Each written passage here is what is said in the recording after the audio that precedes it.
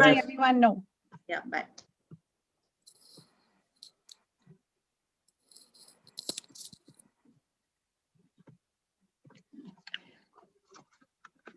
Lovely. Good evening, everyone. Welcome all our live viewers to this panel discussion today. I'm your moderator, Aditi, founding member and manager programs of Migreen India. I'm an emotional strength coach and NLP practitioner myself, and I'm honored to host this esteemed panel on behalf of our organization today. Migreen India. Migreen India is a professional coaching and organizational development consulting firm with a mission of 21st century skill development and career sustenance in the world of work today. I'll come to the topic, life after layoffs, resilience and anti-fragility. This is another important topic that we're taking up today. The kind of painful experiences one faces when they encounter layoffs and what comes to their rescue is their own resilience. I will now quickly start with the introduction of all panel speakers, starting with CAR Mahesh Iyer, renowned and highly respected leadership strength and business coach, founder of Strength for Success, who delivers high impact, experiential and exponential learning with multi-industry and multifunctional experience of more than 36 years of working with many leading companies. Thank you. Next to Anirban Goswami, holds a very pleasing personality, 30 years of professional experience across multiple industry verticals and functions, founder and managing director of Corporate School, a consulting firm offering custom solutions in leadership development and executive coaching, and much, much more. Third, Rolf Hartung, very charming and full of spirit individual, NLP master and coach based out in Germany, with 20 years of experience in training professionals across the globe. Founder of Rolf Hartung Talent Manage Academy that strongly focuses on human change and communication. Now, Jaspriya Gandhok. I must mention, she's a determined and a strong individual. Been a TEDx speaker, also is an NLP practitioner and emotional wellness coach. Holds multidimensional approach with 20 years of experience of working extensively with various organizations across industries. Now, Vidhu Arora, our industry expert for today's session. I am very excited to introduce her. She is an old friend, holds strong track record of delivering top performance, currently leading talent management for Gap Global Sourcing, playing a dual role of head of HR South Asia and Europe sourcing markets. I request now our live audience to keep sharing their questions over the chat. I shall take them up with the panel closer to the end of the session. Now, passing the control to the founder and the CEO of Migreen India, Ms. Deepa V. Mukherjee, recipient of coveted Indian Achievers Award for Outstanding Professional Achievement and Contribution to Nation Building. She's an industry veteran, featured in several media publications, been awarded many times for her contribution to the field of training and development, and recognized as one of the 100 top HR tech minds, and most fabulous training and development leaders in India. Now over to you, Deepa. As usual, you take us up there, but it's really energizing, I must say. That was wonderful. I think very generous introductions that you've done, Aditi, and it ends with me, so I remember that. So thank you so much for that. Thank you, Deepa. So in the interest of people who are joining us for the first time in this format, as well as a quick recap for those who have been with us in this format before, I will just take you through maybe a couple of minutes on the key features of the Career Derailers series as a format itself. I keep saying there are 3 salient features to Career Derailers series. Number 1, it looks at unresolved issues at workplace, which often cause derailment of professional journeys of both individuals and organizations. Number two, it looks at celebrating the soft skill specialists whom we call the unsung warriors of career sustenance, because they've kind of dedicated their professional lives in helping others on their career journeys. So we want to celebrate this group. And number three, or the third salient feature of Career Derailer format is that we want to bring this group together. They never come together looking for solutions to problems. They, being consultants and being specialists themselves, they try and go on solving for these issues for their clients, whether they are individuals or organizations, but in their own capacities and the capacity of their teams, they do it. But we want to bring these people together collectively to look at these issues once again with a completely new perspective, looking for more sustainable solutions for the society as a whole. So that's the intent behind getting this kind of a group together. And we have an invitee from the industry always in these sessions, like we have Vidhu today. The reason we have that is because most often, and many of us have seen both sides of the story. We've been on that side looking, generating the problems and the issues, and then on this side trying to solve for those issues. But what we often feel is that when you go to an educator or a trainer or a consultant, they go into the ideal world, and maybe things don't work that way when it is practically to be implemented. And that's why we want that when such deliberations are happening, it's also important to have a real world perspective, the real world hurdles, the real world challenges that come in way of implementing anything that philosophically and ideally looks to be an implementable and executable solution. So that's about the format. And this is only the second session, but even as I repeat this today, it almost feels like Mr. Amitabh Bachchan giving the rules of KBC. Maybe as he keeps repeating it every time. I did this in the last session as well.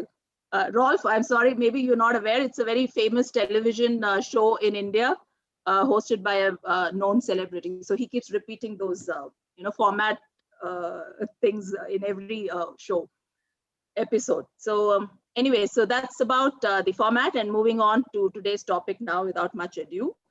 Life after layoffs, Aditi said that's what we're discussing today. And as I said, with the issue, every time we are picking up one soft skill, which happens to be critical to deal with that issue. And like for this particular concern that we've picked up for today, we're talking about resilience and anti-fragility as a competence or a capability that individuals and organizations must possess. I think most of us know and will vouch for it that layoffs are painful, and the one who has got impacted certainly knows how painful it is, and we will all agree to that. But most of us have also come to realize that it is not just people who get impacted, but it's also people who have seen it happening. They get impacted, and it can be as painful to the organization itself when such events have to be witnessed. So in a way, it's not a very nice situation to be in when such forceful unemployment situations have to be created in the society or in organizations. The way organizations are designed, there are processes which constantly look for improving efficiencies as businesses try to meet their goals and objectives. So whether it is a performance process or whether it is something to do with cost cutting, mergers, acquisitions, materializing your restructuring plans and issues, whatever be it. So there could be many organizational processes which look at improving efficiencies continuously.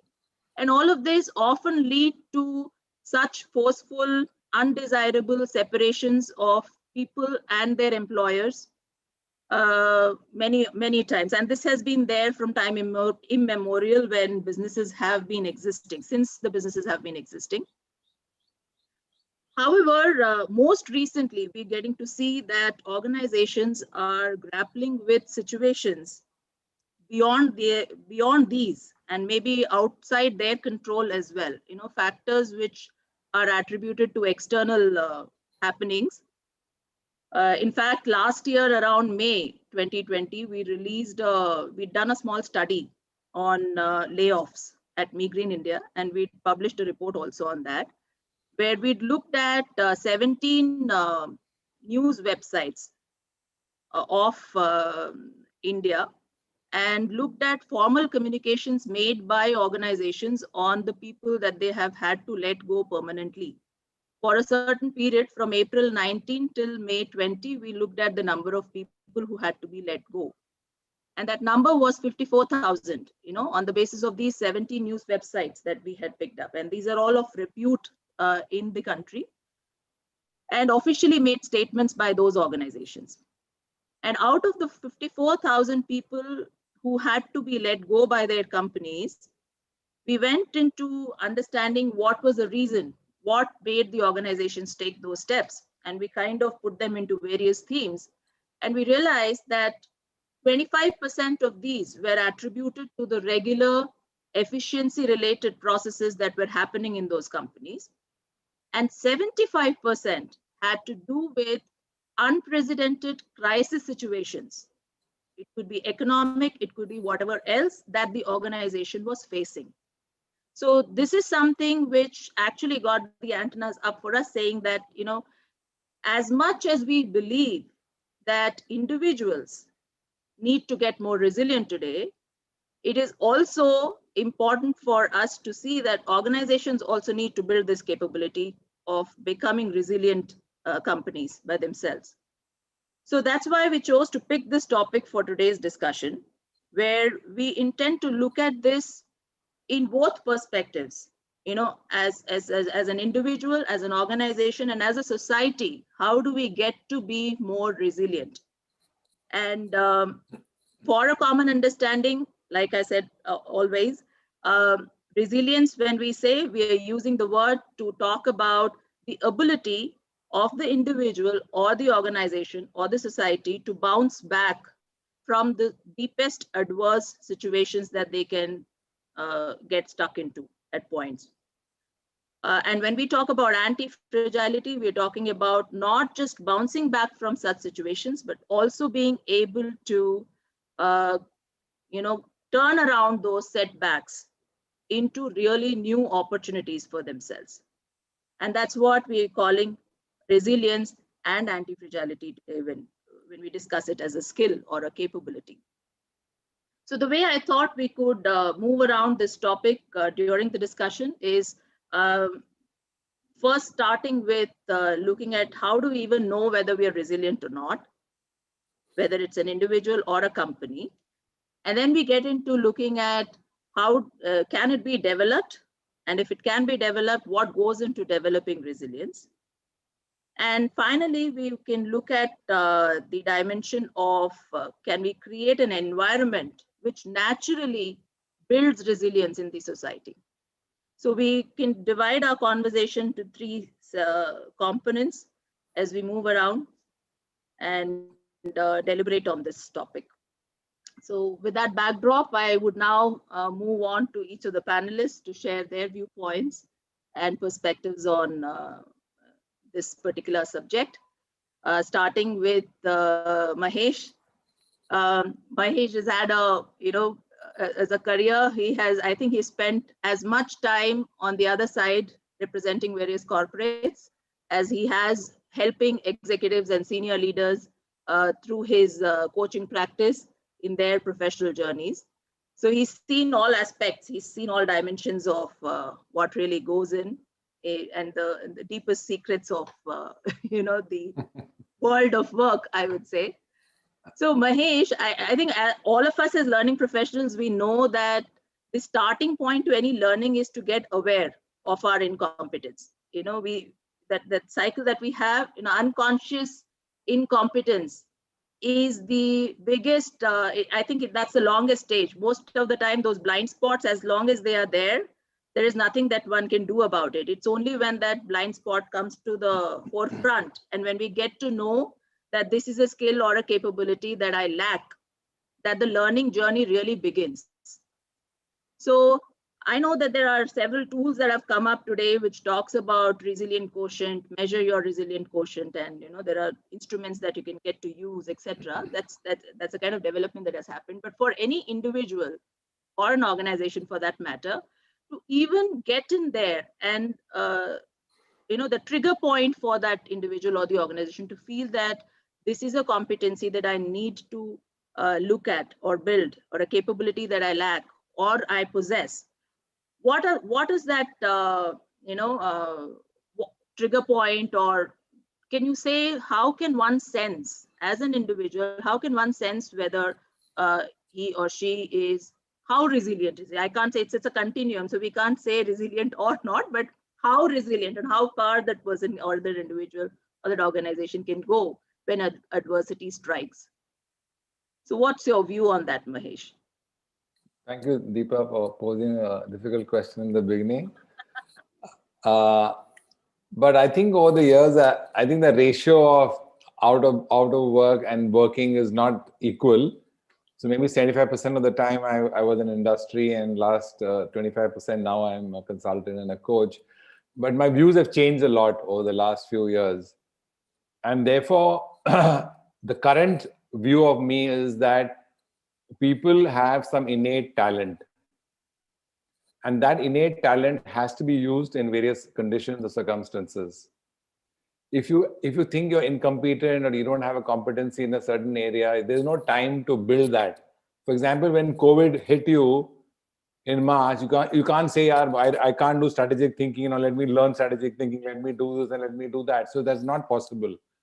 So the best way for you to be aware of what you can do and can't do is to look at how over the last 10, 20 years, you've actually faced such situations. What are those strategies or talents you actually use to overcome them? And then the more you use those strategies, because you're innate, the easier for you to solve them. And therefore, for the last 8 years, I strongly use Gallup strength-based approach, and I've moved away from deficit-based competency, because it's much easier for you to use your own innate talents. And I think Gallup has got more than 22 million people or 23 million people who have taken the assessments, and those top 5 strengths of yours to take care of any, whether it's adaptability or very serious conditions like COVID, will really help you a long way in terms of getting up. So first, sit down and find out, last 10 years, how did you overcome any problem which was unforeseen? Because resilience is more about something untoward and something unpleasant, and how you're bouncing back. So how did you bounce back? It could be business, it could be personal life, it could be family life, it could be a societal issue, it could be a financial issue, it could be a people issue. How did you handle that? And that is your first lesson of awareness, which you should go through, and then slowly build on your strengths to take care of future similar events which strike you. So paying attention to it, basically, paying attention Absolutely. to the fact and going back and seeing the past. Yeah, how have you handled it? Absolutely. I think Anirban talked earlier about this mindfulness. So which of your strengths you can be mindful about so that you can draw on it at short notice. Simple as that. True. Vidhu, how will it translate if it was an organizational perspective, the same aspect? How can an organization sense it? It's very interesting, Deepa, what Mahesh mentioned, right? So I really like what he said. Look at the past, right? There's a lot that we can learn from history. And let me take you back to a story that got me thinking about resilience almost, say, 5-6 years back, and being an HR professional, like having layoffs or like redundancy conversations is like our day job. A lot of times people laugh at us saying, okay, it's very normal for you. But it isn't. Like I like what you said in the introduction to say it is as painful for people delivering those messages. It is as painful for people around you who are experiencing this. So this is about one of the employees I was having this conversation with. Okay, so we are asking the person to go and we're saying we've had efficiencies, we needed efficiencies, we are having reorganization, etc. And your role, unfortunately, we couldn't secure a job for you.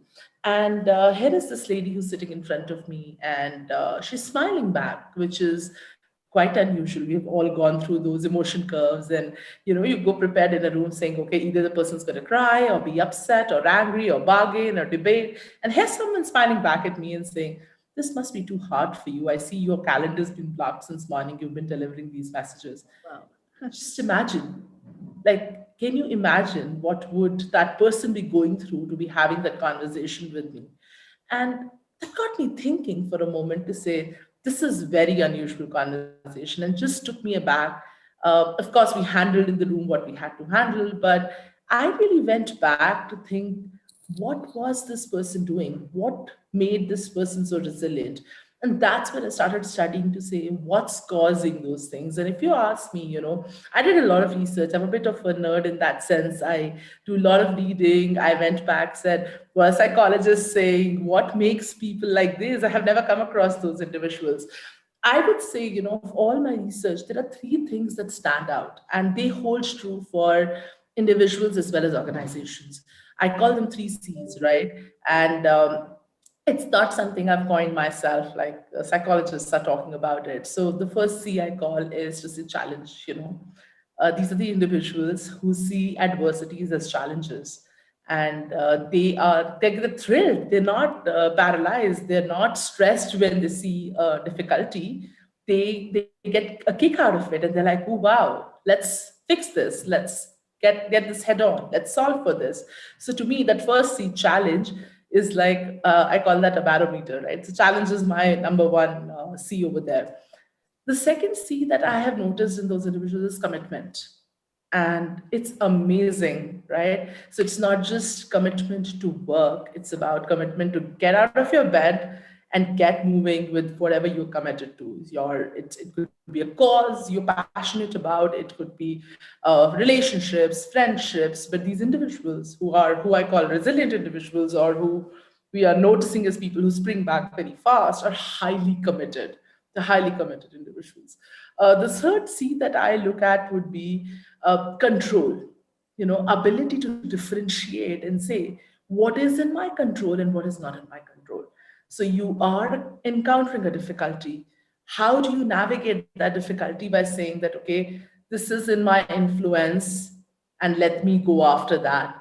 So those three to me, I mean, there are thousand other things if we go read up and see, which make people resilient, but those three stood out for me, like to say, yes, that's what makes people, like, let me call that person Neha, I'm just making it up.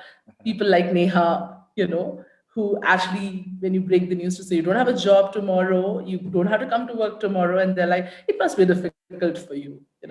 And this absolutely, Deepa, or it holds true for organizations as well. Exactly. When organizations start looking at these three C's, that's exactly when you become more resilient. You're learning from your failures. You are not looking at difficulties as disruptions or interruptions. You're looking them as disruptions for innovation and learning, agility to say, what do I do differently, etc. Yeah, lovely. Thank you so much for that. The three C's. And as you correctly said, whether we are as individuals or a group of individuals as an organization, it amounts to the same thing. And the way we could sense is probably just giving some attention to it, going back and seeing how have we handled similar situations when we were struck with something which was unforeseen, a threat or a situation which was undesirable for us, and we did not predict that it will come our way.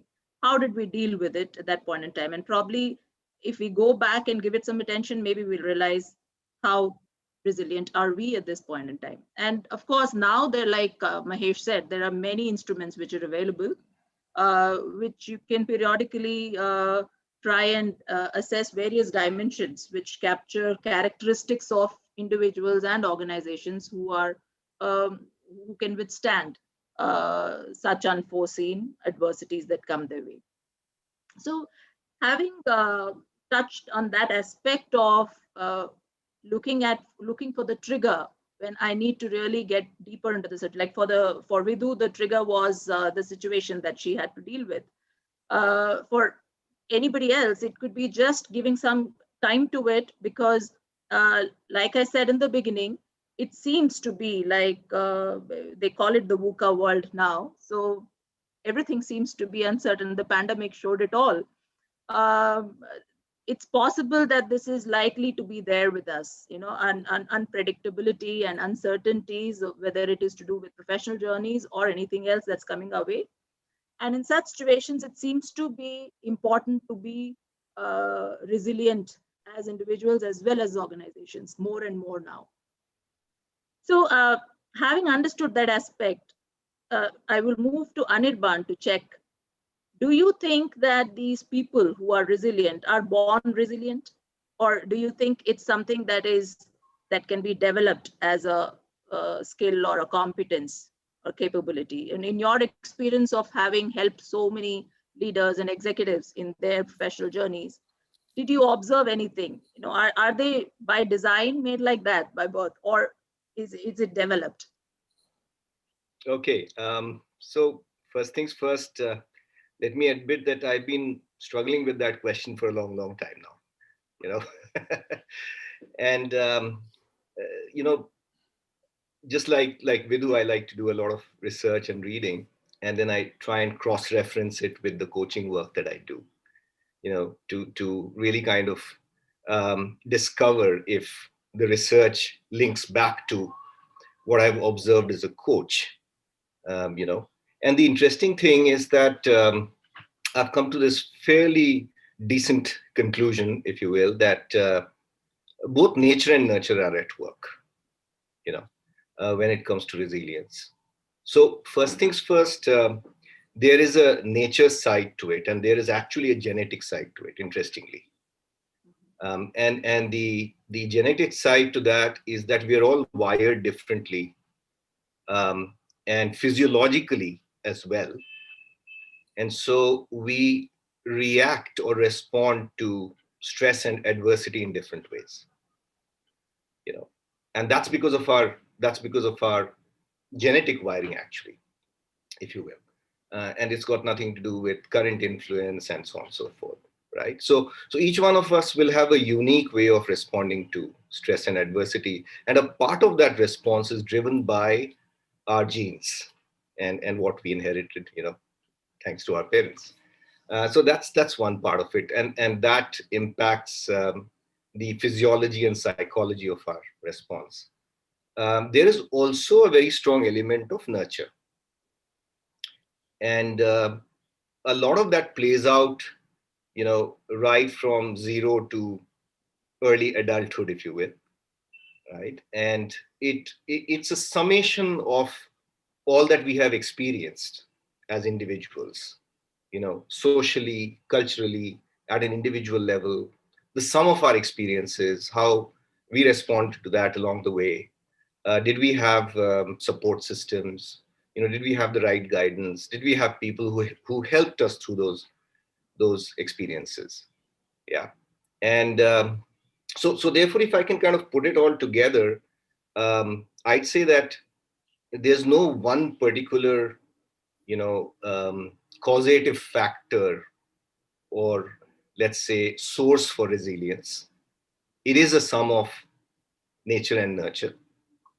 And the good news, the best news of all of this is that a lot of recent research shows that resilient is innate to human beings, which is that our default mode as individuals is that we are resilient. And the breakthrough work done by a gentleman from Columbia University, Professor George, his name is, I think, Professor George Bonanno. So he's found that the default mode for most people is that, they respond to life's challenges with resilience, simple as that. The majority of people. He's done a lot of work around grief and bereavement and loss. And he finds that most people are able to respond to it in constructive ways, in resilient ways. Unlike what used to be the thinking earlier on, that some people are not very capable in terms of being resilient.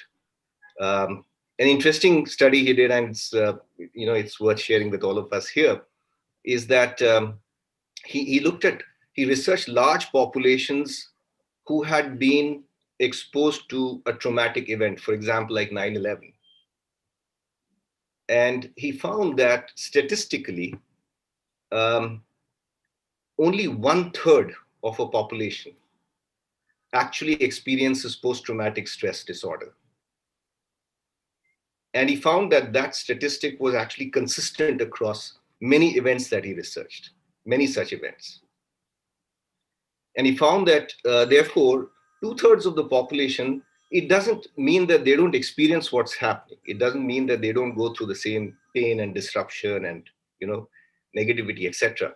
But having said that, what it's indicative of is that a large part of the population is actually wired to be resilient.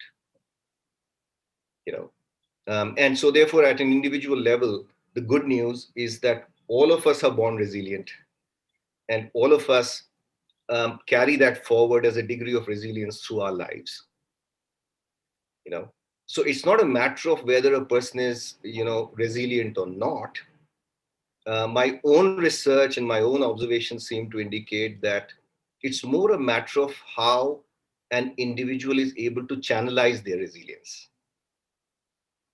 and take it in the right direction for the outcomes that are required in a particularly adverse situation. So it's not about whether I'm resilient or not. For most individuals are resilient. That's the great thing, and it's a sum of nature and nurture. Of course, they can be resilient to different degrees. There's no doubt about that. But having said that, the good news is that with the right support systems, with the right guidance, with the right channelizing, you can actually take that resilience in the right direction, given a set of adverse circumstances. And you can come out stronger, you can come out a winner, you can come out much more, how would I put it, blessed, if I may use the word, from that experience. Right? If you were to break the word resilience itself as a competence, I like the way Vidhu just mentioned about 3 things that she noticed in that lady, the 3 C's, which is, she looked at it as a challenge. She looked at it, she's seen such people being more committed and in control of their situation. Are there more characteristics to resilient people? So resilient people, I think, it's a little difficult to generalize what kind of characteristics resilient people have, because once again, it operates at a very individual level. And if you look at a general population, A can be resilient in a certain sort of way and B can be resilient in a different sort of way, right? I may be resilient about relationships and another person may be resilient about their career and so on and so forth. Yeah. So it can be specific to some situations. Some people are more resilient. We're talking about generic resilience, which is in general, how do they deal with anything that comes their way? Yeah. But sometimes some people may be, for some specific kind of challenges, they may be, highly resilient, but in other situations, they may not be. That's true. In fact, I go back to what Mahesh said. I think at an individual level, you can get a lot of clues by looking at your life journey. Now, unfortunately, not everybody knows how to be able to reflect and explore that in a meaningful way. But having said that, if you look at your own life journey and your experiences, you'll get strong clues as to, your areas of resilience. How do you respond to those situations? What are your first behaviors that help you tackle those situations? What are those strengths? How can you, and those are great lessons because you can draw on those behaviors again and again, at will. The point being, like it's physical strength. We say somebody might be born weak, but he eats the right diet and exercises well, and and takes those vitamins, extra vitamins, and becomes stronger later in life. So if someone's not born, say, by nature, not very resilient. So can we look at a similar cycle of feeding in the right inputs so that resilience can be developed over time as you become a strong individual to withstand life difficulties? So Rolf, or add? Yeah, I want feel to free go to ahead, add Rolf and Anirban. Jaspriya as in Mahesh. Yeah, go Vidhu, ahead, take. please. I've said enough for the moment. Yeah. I was just going to say one interesting, just adding on to what Anirban said. So clearly, there is nature and nurture both at play, right? But organizations, and I'm giving an industry perspective of what's happening with the world today, organizations are really pressurized to say, how do you create resilient leaders, right? Because that is the way forward. It is the VUCA world. We no more can afford to have individuals who are stuck with their own ways, who are stuck in their own ways to say they're not able to respond to stress or changing circumstances. So there is a lot of pressure in the organization setups to say, let's create a pipeline of resilient leaders. That's the new buzzword we hear a lot, right? Now, what are organizations talking about when they're saying resilient leaders? And I'm just twisting it slightly deeper, but it will get the answer to what you were asking, right? The moment you talk about resilient leaders, what are we really talking about? We are talking about building certain competencies in individuals who can direct the organization or take the organization in a direction we want it to, right? So what are those competencies, like all that? And I'm sharing from what I'm hearing, what I'm seeing in the industry network, etc. People are talking about ability to anticipate what the future holds, right? While nobody knows what the future holds, but we're expecting individuals to have that foresight for future and be open to what the future holds. Ability to be able to look at historic data. So I love what Mahesh said. I'm reiterating that.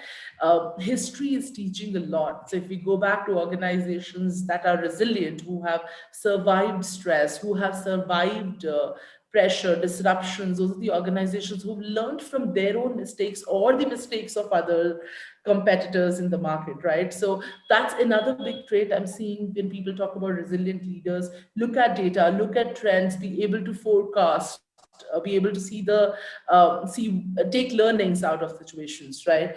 The third big thing that we're talking about is empathy when you're talking about resilience leadership, right? And it's a very interesting element to say, with the changing disruptive world around, as leaders, as organizations, when you manage a group of individuals, having that element of empathy to say, how do you manage teams in those stressful circumstances is becoming a big trait for a resilient leader, is what we are noticing and we are experiencing.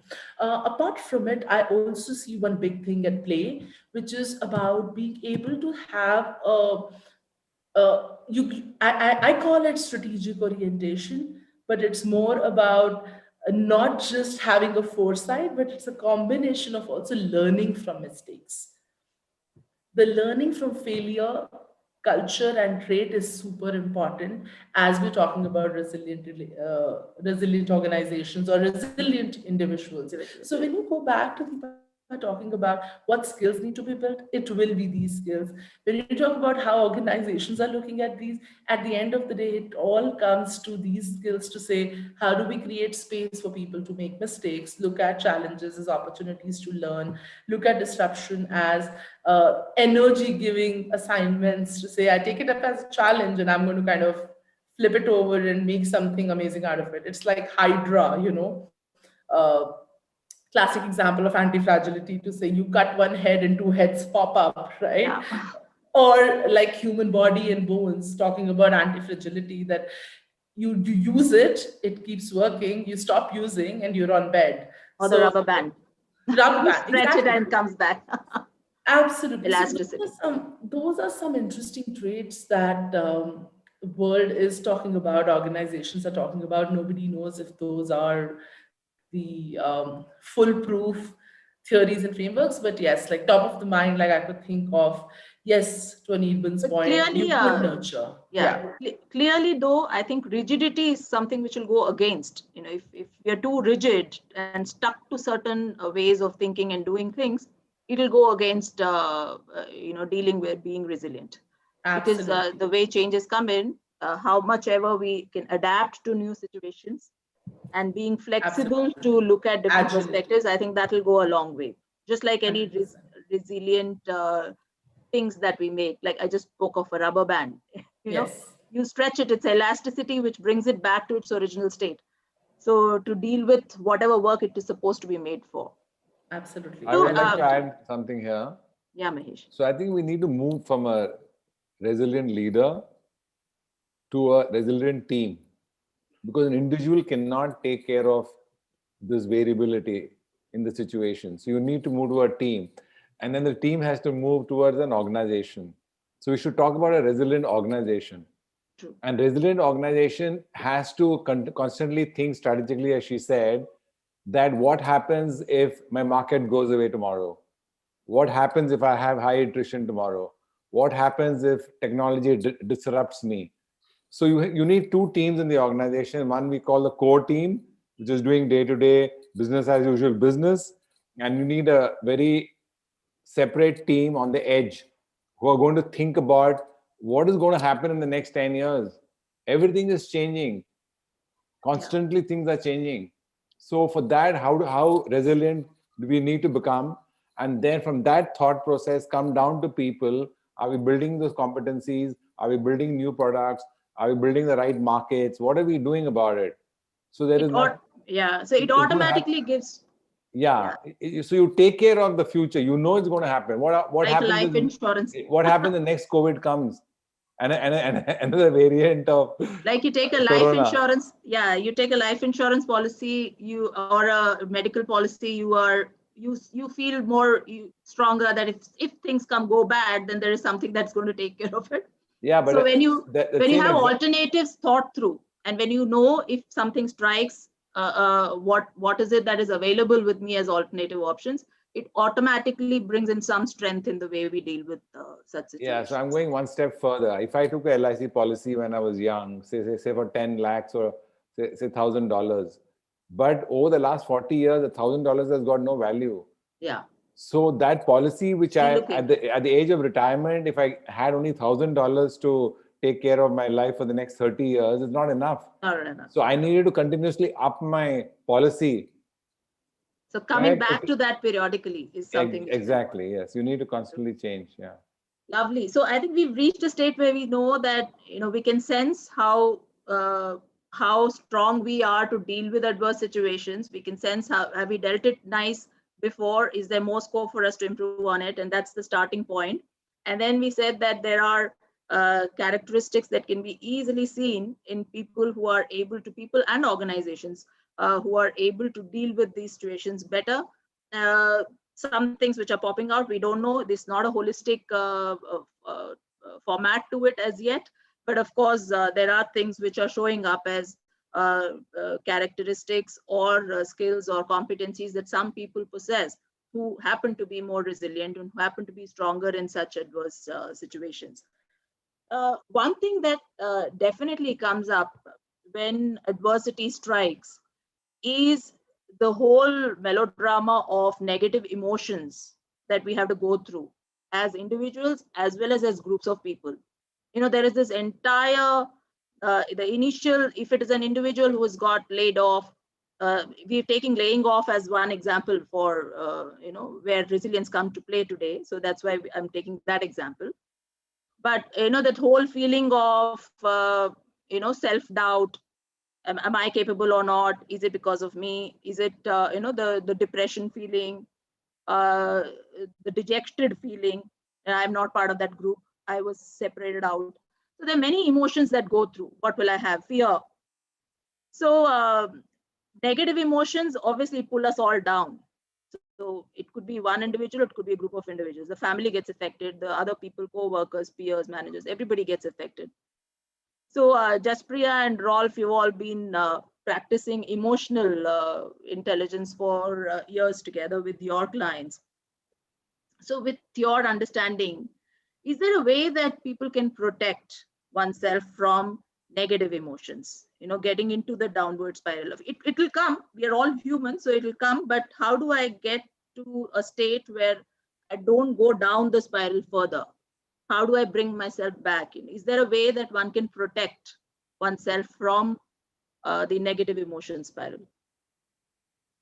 Right. So thank you, Deepa. That's a very important question, and it's been a very interesting discussion so far.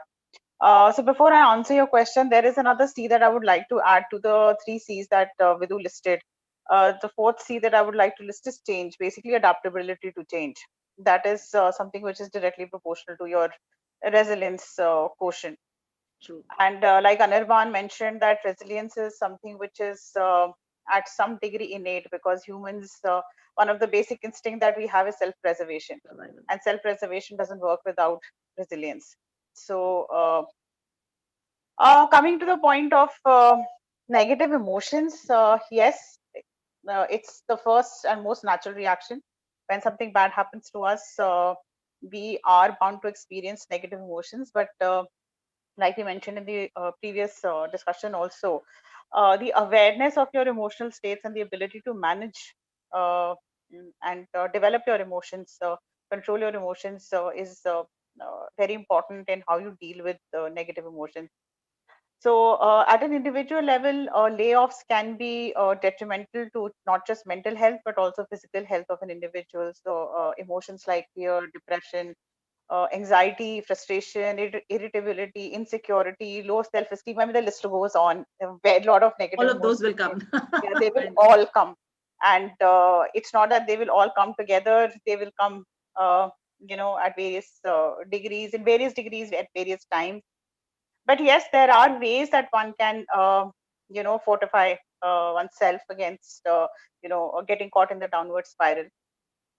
The first and foremost thing that a person needs to be aware of is their own emotional state of mind. So that's where the journey to healing or being in control begins. That you need to be aware of what you're feeling. So once you know what you're feeling, then you are able to take concrete steps to control that negative emotion.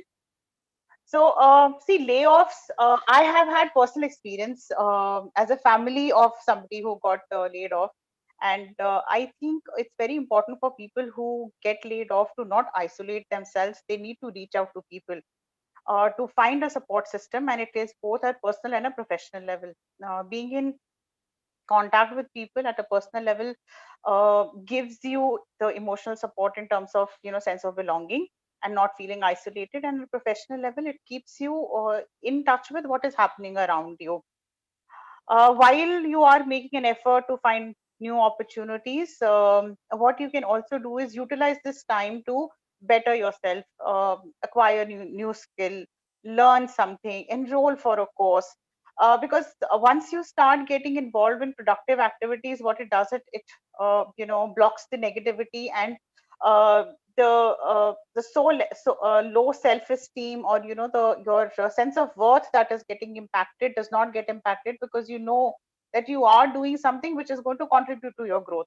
It may not show immediate results, but there are going to be results later on. And also, when you go appear for interviews, you're able to better explain the gap, that okay, you did not waste this time, you invested in yourself. And investing in yourself is definitely a great opportunity. So while you are working full time, at times you don't get that kind of an opportunity.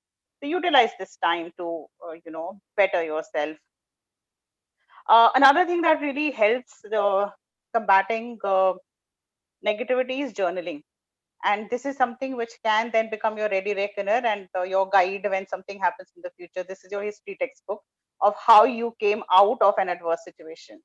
So be regular with journaling, because this is where you are um, you know um, keeping a record of what works for you and what doesn't work for you, what are the trigger points for you. So these are a few things that you can do to stay away from negativity. It's easier said than done, but it can be done. And I am talking from self experience in this case for sure. So yeah, so that's how. And I think Rolf can also add to it, because he's a master NLP practitioner, so he would know that NLP can actually go a long way in building that resilience and the characteristics that help you to come out of the negative mindset. So over to you, Rolf. During we talk, there's a million things running through my head, and I took some notes about it, and I now can talk for hours and hours. if you want. Yes. So if I stay with the topic of the emotions, I would say, first of all, we have to realize that emotions are created in the oldest system of our brain, which is the limbic system. Means we cannot do anything. They will come. So it's not something that we decide with our front brain, with the cortex. It's something that is done with the limbic system. So we will have that emotions. I think there's a few things that you can do for yourself. And one thing, Deepa, we talked the other day before we run into the first panel. There was a kind of an test they did in the university where they gave people buttons in their hands and make decisions. And so and they put cables on their brain and to try to figure out how much time is between the decision or the emotion in the brain up to the point where the cortex is really realizing, hey, there's a decision, right? And the test they did already in the 70s, they figured out it as 3 seconds. Now they did a new one and they figured out it's even 10.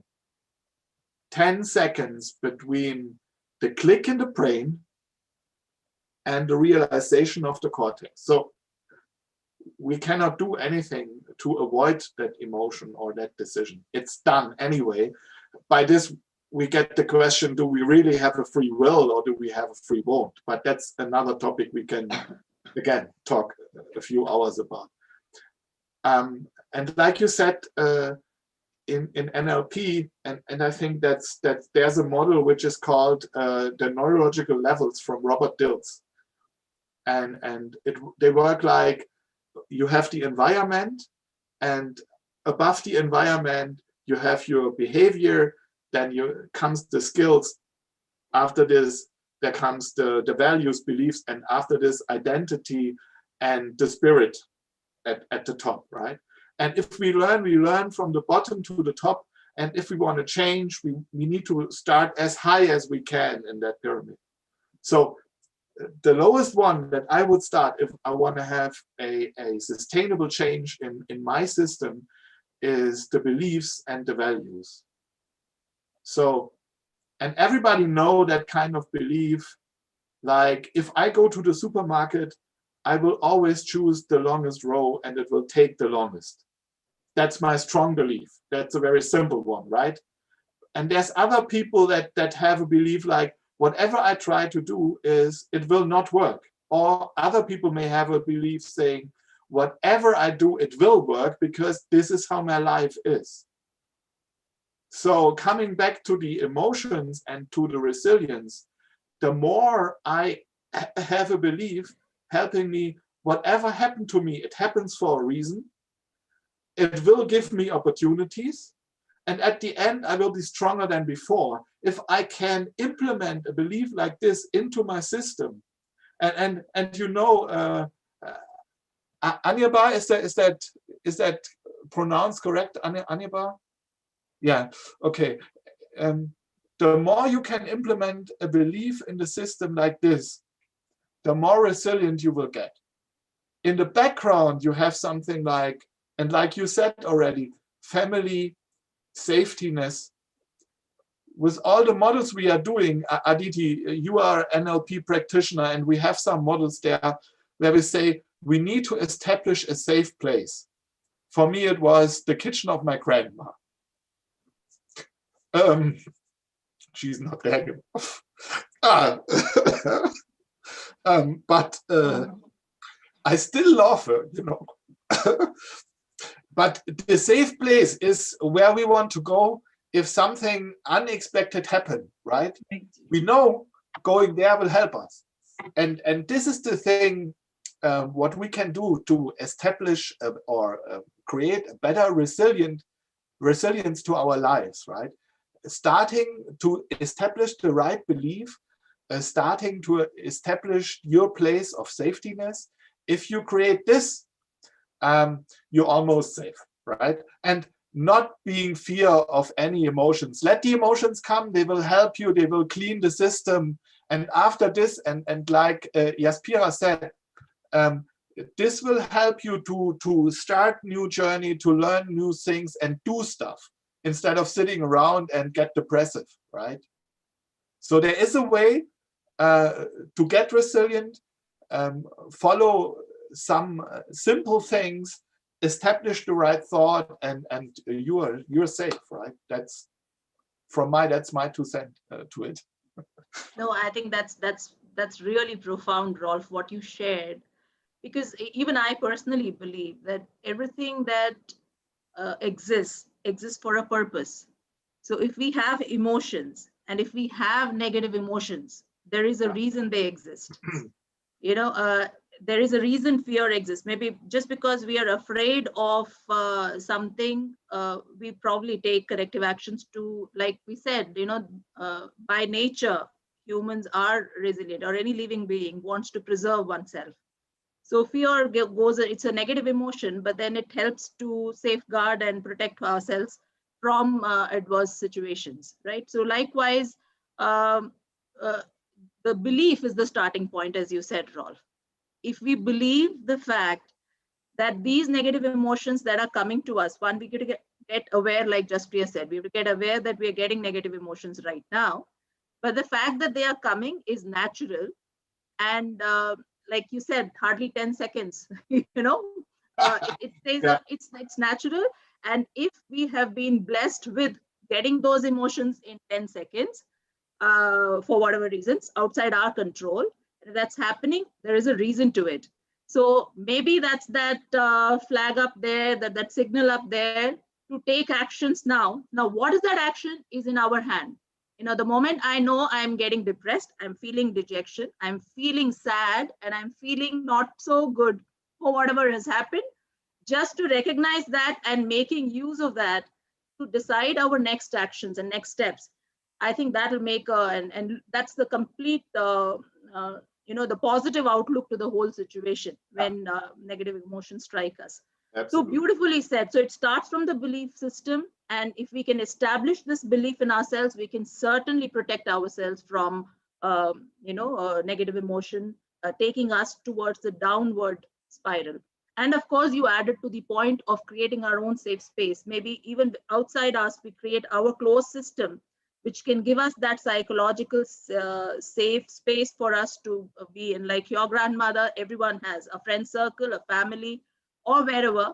I think that those are our support systems, which can take us a long way in dealing with that, what is not in our control, the arrival of those emotions. So thank you so much for that. And I think that's the biggest hurdle, and most people in their journey of getting resilient and dealing with adverse situations probably get stuck here. And that's why I wanted us to pick this topic, because once you have dealt with this battle, of fighting the negative emotions and coming out of it, then it is constructive. The journey is constructive beyond that. You get to start thinking what next and how can I make use of this? And that takes me to the next question of the mindset that goes into building anti-fragility, turning your setbacks to opportunities. So what really goes in there, and what are some of those people like who, of course, they have that awareness of emotions. Probably now that we've discussed it, it comes through very clearly. They're able to sense that and they're able to come out of that situation. So what else goes into making an anti-fragile mindset? Maybe Rolf, you can start off with that and then the others can add to it. Yeah, I think, like we said already, be more clear about your beliefs. What kind of beliefs do you really have? Which of them are useful beliefs? Which of them are limiting beliefs?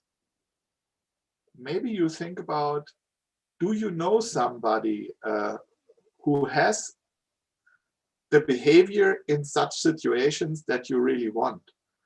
Do you know somebody who always see the opportunity? Let me take it like this. Maybe you make an interview with that person and ask him, what for you exactly is that trigger point where you get the idea, this is not a problem, this is a hidden opportunity.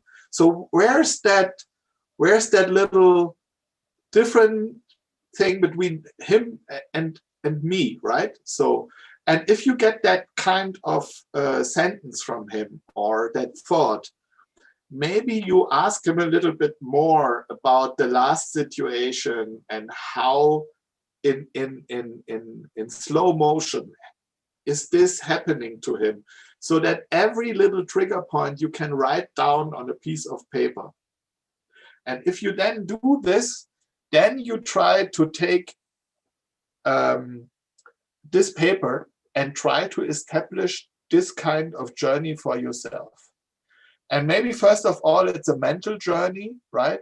So you put yourself in close your eyes, you remember the last situation where you had that problem, and try to figure out what happens if I'm using this kind of strategy to establish this thought.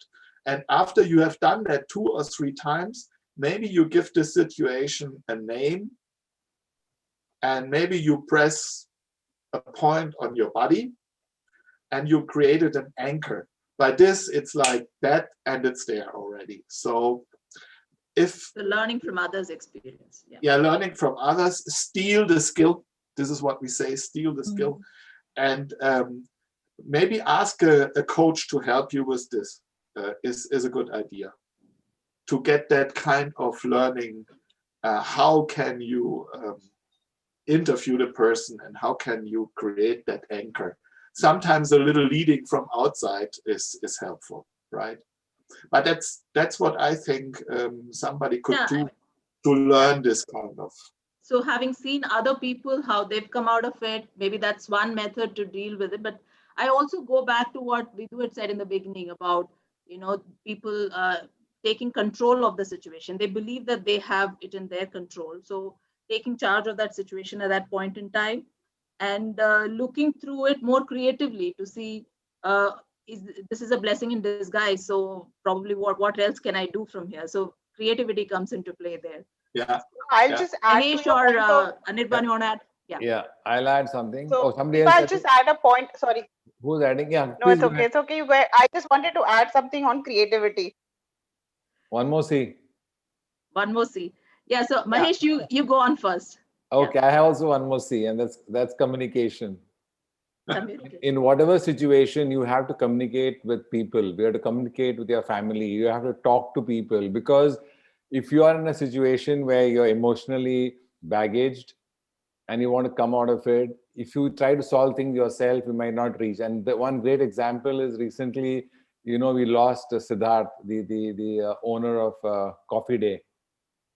Correct? I don't think in the world there are so many people who don't have debts. Everybody has debts. And there are so many examples I don't want to quote here, but those are financial matters. But does it really require for you to take your life? Could he have spoken to different people and solved it and communicated his frustration, etc., etc.? So basically, communicate with others, seek help. There's no ego here. I mean, you are in a situation which is beyond your control. So you need to get some help and solve the problem. And in the context of the corporate situations, as you know, in a matrix organization, I think Vidhu will say in a gap also, is a matrix organization, you don't know, one small example, when I'm in Accenture, one of the employees by mistake wrote a mail and he sent a group mail to something like managers@accenture.com. We had one email ID for the group, and he just sent out a mail to that group. And now it was not meant for the group. But what surprised me was within 24 hours, people from different parts of the world were responding to the mail, even though they had no business. They were saying, like, how can we help you? Yeah. Correct. So reach out, communicate. Now over to creativity. Okay, thank you, Mahesh. I think that was really important, and I think communication is something which is a universal truth. That if you have the ability to communicate, you can virtually come out of everything. So coming to creativity, actually, when we talk about resilience, I think children are quite resilient. So you stop them to taking cookies from a cookie jar, you change the location of the cookie jar, they will find out a solution to, reach where they have to reach. They are very resilient when it comes to, achieving their goals. So actually, when we grow, and this is something that I'm going to again, take from what Rolf shared, self-limiting belief. So as we grow up, there are so many limitations that we put our own potential and our ability. So I think we should actually probably take a leaf from our childhood days and how creative we were to overcome adversity, and maybe apply those learnings, and let go of, be aware of our self-limiting beliefs and let go of them, and just flow free. That's important. From your children's cookie jar example, Jaspriya, it strikes to me the focus. That's true. If they kept their focus on the cookies, so no matter what comes their way, they Exactly. make sure that they have to get to the cookies. So Right. I think that's also, I don't have a C word to it. Sorry, Vidhu. Commitment. I call it commitment. So maybe commitment to reach there, but focus on what's important. Correct. I think that's we can look for a C word. Don't worry. So I'll just share an example. Trailblazer on. Right. But I think focusing on what's important at that point in time. So is it my life? Like you gave the example of Siddharth, Mahesh, but what is important at that point in time? What is most important? Is it what I'm going through now, and at this what I've lost, and is there anything which is more important than that? And keeping the focus on that, right, it'll automatically develop more strength to deal with the situation. Right. Absolutely. I think I really liked what Jaspriya said around creativity. And, while you were talking, Jaspriya, I was actually thinking about something. When we talk about anti-fragile mindsets and organizations, some of the organizations that come to my mind are largely startups. Like all the organizations that come to my mind are only startups, right? And it's good to just reflect on to say, what are these startups doing to create that culture and mindset that exists over there, right? And if you look deeper, they don't talk about standard operating procedures. They don't talk about protocols. So everything that is limiting in nature is not what they profess, right? So what they on contrary talk about is flexibility, innovation, thinking big, different diverse ideas is what they talk about. So all of those behaviors and I would say, they are into anti-fragile. Absolutely. That's what would probably be making that anti-fragile mindset. I know, Rolf, you were wanting to speak, contribute on that.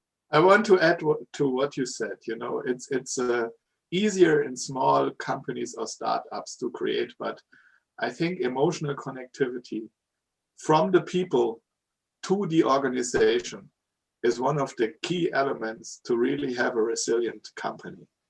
Because if you love what you do, if you love the people, if you love the company, if you love the higher purpose, you will do everything that the thing will survive. Which is also high in startups, by the way, because they're very close and passionate about what they're trying to accomplish. Yeah. And most of the time, if we talk about mid or large companies, the big problem is already that the higher purpose is not something like we want to make the world better or whatever, right? Something where people want to follow. It's most of the time we want to maximize the profit. I'm very bad talking now, but if I'm observing companies, and also if they talk to the leadership team, this is what you said, you want to have a resilient leadership team. They talk to them about maximizing profit and not about a higher purpose, where they all say, yes, ma'am, this is what we want to do. And this, from my perspective, this is missing right now, and the turn is not made. I think some companies already realized we need to change something. And with coming another, we will get another kind of we will get different people into the company, younger people. They are not working for money anymore. They work for a purpose. They want to go in, they not look for a job, they look for a company with the right purpose. This is what they want to do. So there will be a change, and some people already, some companies articulate the change, but they don't do anything different than before. Will this be done tomorrow? I don't think so. But you know, the most change people and organizations do is when they have pain. So the pain will come, and it started already with the COVID. Also, like I say, I really talk very badly, but the COVID thing is good and bad, you know, and the pain will lead us to do something different. We don't fly anymore that much around the world. You see, we are not sitting in a panel in India. I'm sitting here in Frankfurt, and you are sitting in India. We have people from Goa at Delhi and so on. We are not flying around, and we still can do what we do. So the change already started. Yeah. Okay. Good. I think no, Rolf's point is, I think it's worth making a note of this, that for organizations to get resilient, and even for individuals to get resilient, it's not just keeping the focus only on the material aspects can be deterrent to this whole aspect of getting stronger there. You need to have the emotional, maybe the spiritual, the passion, all of that dimension. Also, they increase the resilience quotient for the group of individuals who are working together.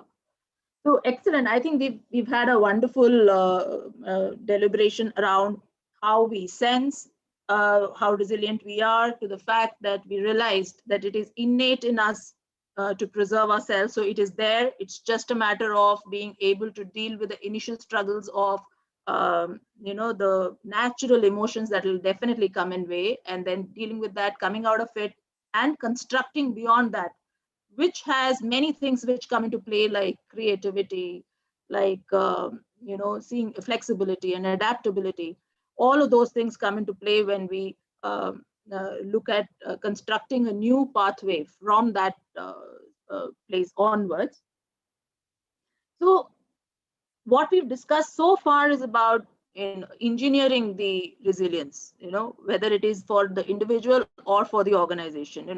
If we work on these skills and competencies that just popped up in our discussion today, maybe we can engineer resilience and get it stronger. It's there somewhere, but we can let it take up on the scale. But if we were to create an environment which naturally nurtures resilience in the society, can we look at building cultures? Can we look at strategizing, creating a strategy for building resilience naturally amongst us? So is it being proactive? Is it being, what can be done to proactively look at making resilient individuals and organizations? What can individuals and organizations do towards this? Anirban or Vidhu, anybody? Yeah, Anirban, you want to talk about this? Sure.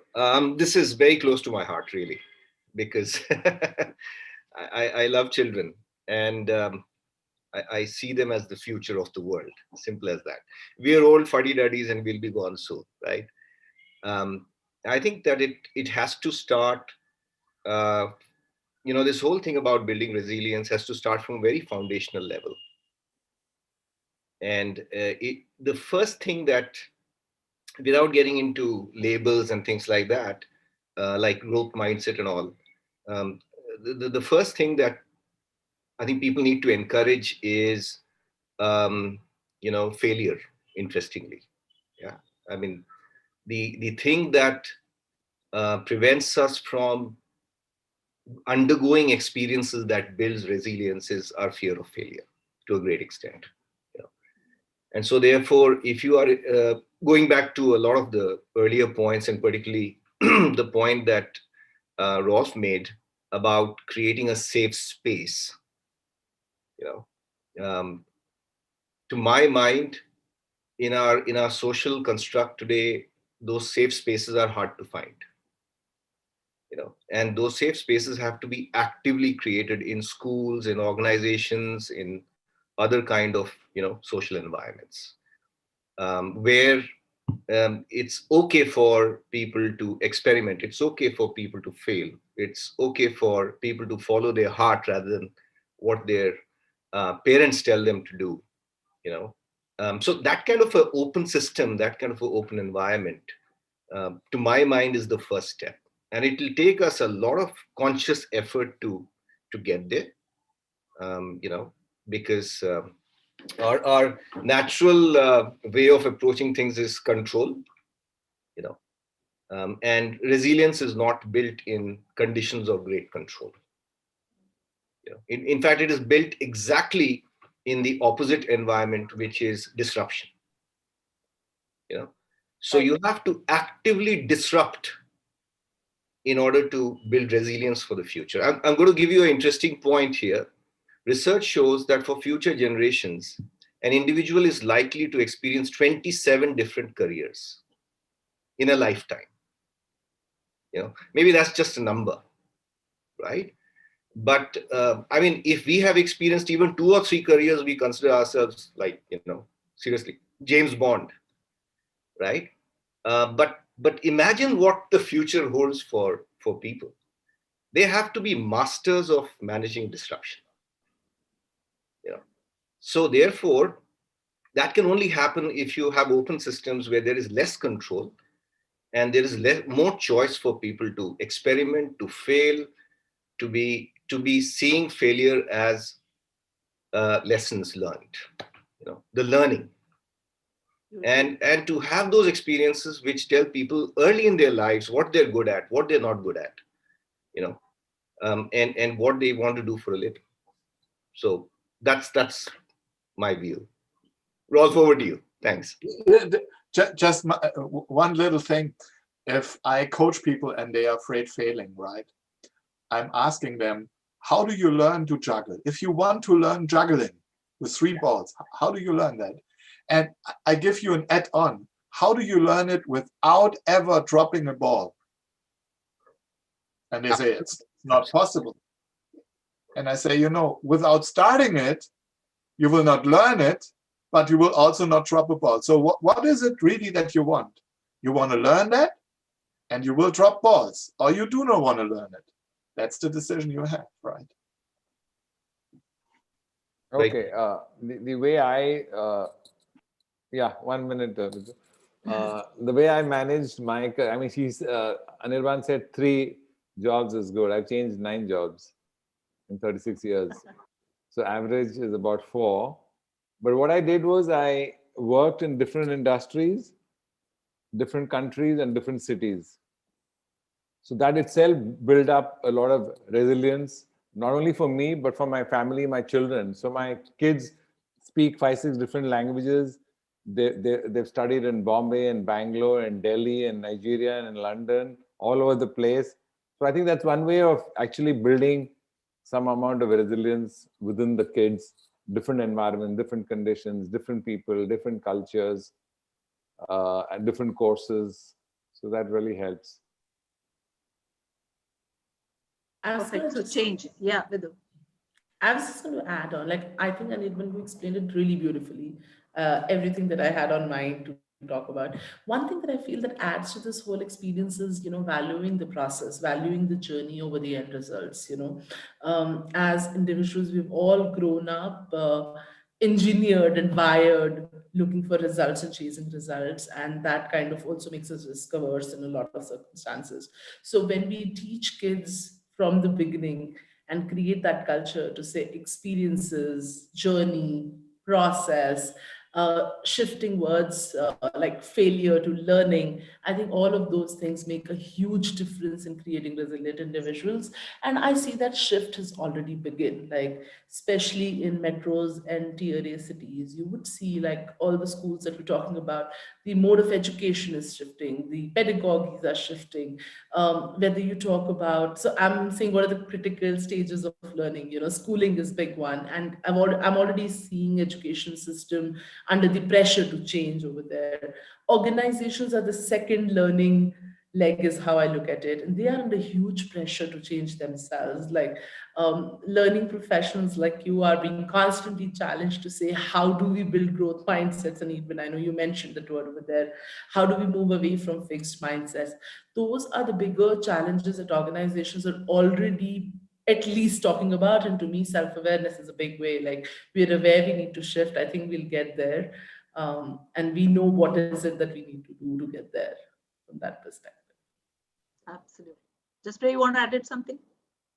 No, pretty much covered, but yes, just to build on the point that Anirban mentioned about, creating safe places for failures, and also the bit about job changes, because job changes are not just, moving from one organization to another organization, unless you're adding something to your skill set.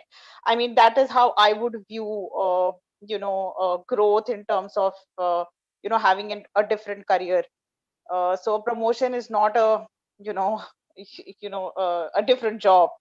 But if I am, probably a coding expert right now, but I can be a jazz musician later on, that is the kind of future that I would like to envision, because that is where you really get that freedom to explore, experiment, and then decide what you want to do. And before that sets in, I think, Anirban, what we as the generation witnessing this transition can do is share our failures with the younger generation, which I don't think many of us do.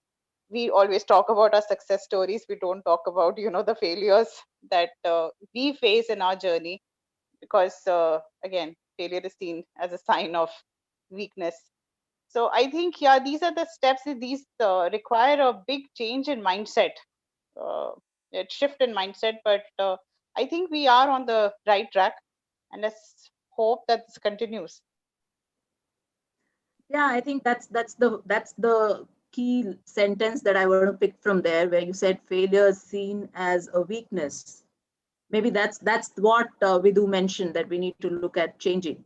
Failure is really not a sign of weakness. Failure is that opportunity of learning that's got emerged to create new situations from there, new something that would not have happened if one had not faced that situation. And that's what really happened to resilient individuals and anti-fragile individuals or organizations for that matter. Right. Like an iron rod, it gets beaten up. As much you beat it up, it becomes stronger. Or gold has to withstand all the metals. They have to withstand higher amounts of heat to really get strong. Or a diamond gets beaten up like anything to get the shine there. So it's the same way. I mean, if we are able to bring in that new way of looking at things, the new probably nomenclature, a new language to look at these happenings, probably it can make a whole of difference to the way things are happening right now and the way people will look at it in future. And like you all said, there is a lot that's already happening. At least the privileged ones are getting to experience that. The ones who are getting into those kind of schools are able to experience that. And in those kind of families are able to experience that. But in the long run, there is a lot that that's likely to change there. So in conclusion, what we definitely get to see is that, the starting point is the fact that we need to accept impermanence, accept failure as a part of life, and not even call it failure for that matter. Maybe we just need a new word for it, to look at it differently. So because it's just a transition that's happening. And if it was not for this transition, then those big things that could have happened probably would never happen to that individual or that organization. And that's what anti-fragility really talks about as a competence. So I think that was a very engaging discussion. We've probably created some new wisdom, and for ourselves as a group, as well as people who are listening to us or will listen to us in future when they get a chance to look at this video, and probably move towards looking at setbacks with a new lens, with a new perspective, as opportunities for growth and opportunities for doing new things, because life is that, and life will have disruptions coming our way, and more of it, more so with the transformations that are happening all around us, both in the world of work and otherwise as a society. So I think I just thoroughly enjoyed this discussion. I'm through. Handing over to Aditi now, unless anybody wants to give some comments before we close. Are there any questions for the panel, Aditi, from viewers? If there are, we can. I'm You're sorry. on mute. Yes. So Deepa, a lot of thumbs up coming in, but no questions as yet. I think they all are engrossed in the discussion and listening to you all. Okay. Great. So then we move to closing, or unless somebody has to say something, closing remarks from any of the panelists. Lovely. Thank you. It was great. Thank you. All to you then, Aditi. Great. I think it's a privilege to be part of this insightful discussion. I deeply want to thank each speaker for taking out this time to do this session from their busy schedule. In fact, you know, when I was listening to the entire conversation, it struck me in one of the readings that I was doing. It's a very funny example I'll share. It was coming across that mostly the backbenchers of the classroom are the people who become industrialists, rather the one who are the scorers. Why? Because it is, you know, I'm also learning to be a graphologist, and I was in one of the sessions where they discussed that it's because those backbenchers are facing struggles and problems every day. Struggles like, you know, where's the pencil box? They haven't done their homework. They have to show their bad marks to their parents, and they're creating strategies and all those things. But on the other hand, scorers who are always scoring good marks, they don't come across any such issue. So usually when they grow up, it is other way around. They are the one who's actually coming up with creative thinking, the backbenchers, and because they have seen that kind of environment, and they are the ones who become more resilient eventually. So it just tried me, so I thought I'll share. But yes, thanks a lot. And without taking more time, I want to, you know, express my gratitude to all our live viewers. And also you, Deepa, the founder of Me Green India, for living your dream and, you know, founding Me Green India to work for the cause of sustainability of careers. I will now take a little bit of your time and share a screen. Just bear with me. I, you know, got so engrossed with the discussion. Just give me a second. This is, we are trying to share this as a vote of thanks to all our panel speakers. And here you are.